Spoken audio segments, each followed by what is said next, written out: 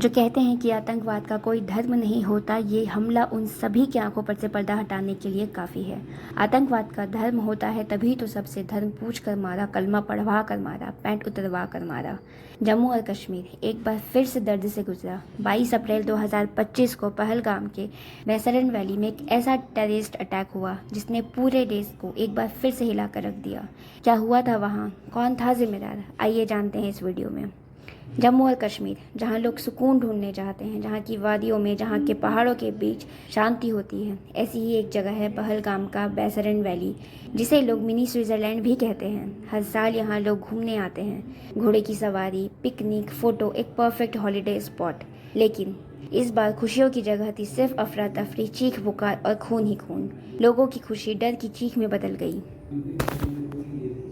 22 अप्रैल 2025 को कश्मीर के पहलगाम में हुआ एक ऐसा आतंकवादी जो हम कभी नहीं भूल पाएंगे। सुबह का वक्त था, बैसरन वैली में हर तरफ खूबसूरती, टूरिस्ट थे, फैमिलीज थी। तभी वहाँ आए 5 लोग, कुछ पुलिस की वर्दी में, कुछ आर्मी की यूनिफॉर्म में।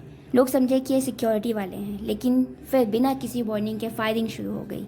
लोग भागने लगे, कुछ लोग पहले कंफ्यूज हुए, कुछ छुप गए, किसी ने अपने बच्चों को संभाला, किसी ने माता पिता का हाथ पकड़ा, लेकिन कुछ के हाथ छूट गए।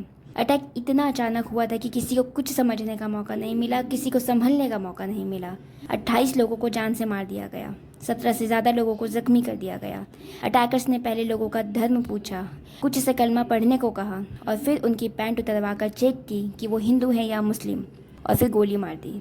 किसी की पत्नी के सामने उसके पति को, किसी बच्चे के सामने उसके पिता को। नीचता की सारी हदें पार कर दी। ठीक है। एक इंसान है, उसने उसको गोली मार दी। यहाँ पे उसने बोला कि शायद आई विटनेसेस के अनुसार गोलियां चलती रही, लोग भाग रहे थे, चीख रहे थे, अपने परिवार को ढूंढ रहे थे, और वो गोलियां चला रहे थे। इस अटैक की जिम्मेदारी कश्मीर रेजिस्टेंस नाम के एक ग्रुप ने ली।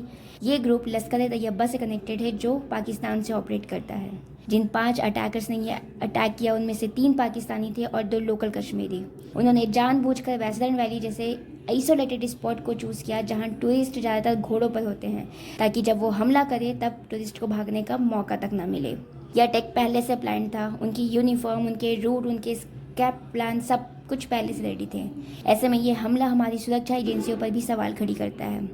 अटैकर्स ने ये कहकर हमें चैलेंज भी किया कि जाकर मोदी को बता देना, हम पूरी तरह कब सुरक्षित हो पाएंगे, हम बिना डरे कब कश्मीर में घूम पाएंगे।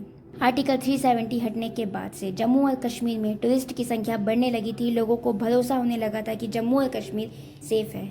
लेकिन इस हमले के बाद एक बार फिर से ये सवाल खड़ा होता है, क्या जम्मू और कश्मीर वाकई सेफ है? क्या ये भरोसा फिर वापस आ पाएगा? और ये कोई पहला हमला नहीं है। 18 सितंबर 2016 में उरी अटैक, जिसमें 16 जवान शहीद हो गए। 14 फरवरी 2019 में पुलवामा में सीआरपीएफ कन्वे पर सुसाइड अटैक हुआ, जिसमें हमारे 40 जवान शहीद हो गए।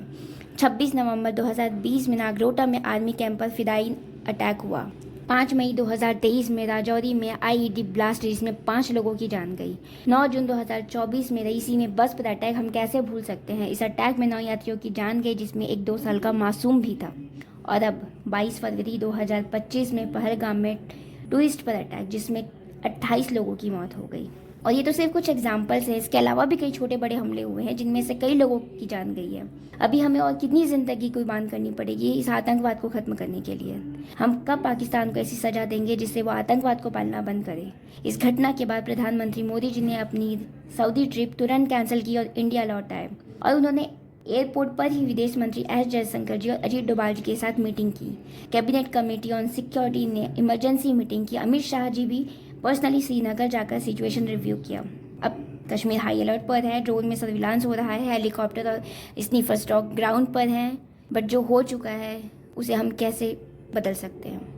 जम्मू के लोगों ने प्रोटेस्ट किया, जम्मू बंद हुआ। लोग सिर्फ एक बात कह रहे हैं, ये टूरिज्म और पीस को टारगेट कर रहे हैं।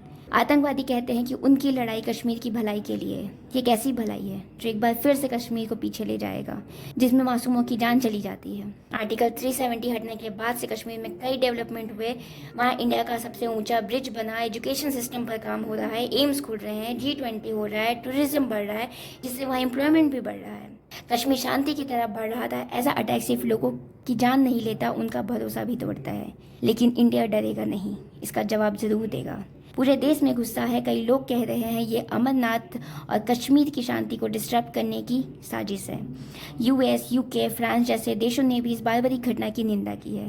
पाकिस्तान पर प्रेशर बढ़ रहा है। यूएन तक से डिमांड हो रही है कि वो आतंकवादी ग्रुप को सपोर्ट करना बंद कर दे। अगर आप भी जस्टिस चाहते हैं तो इस वीडियो को शेयर करो, कमेंट में लिखो I stand with Pahalgam victims. जय हिंद।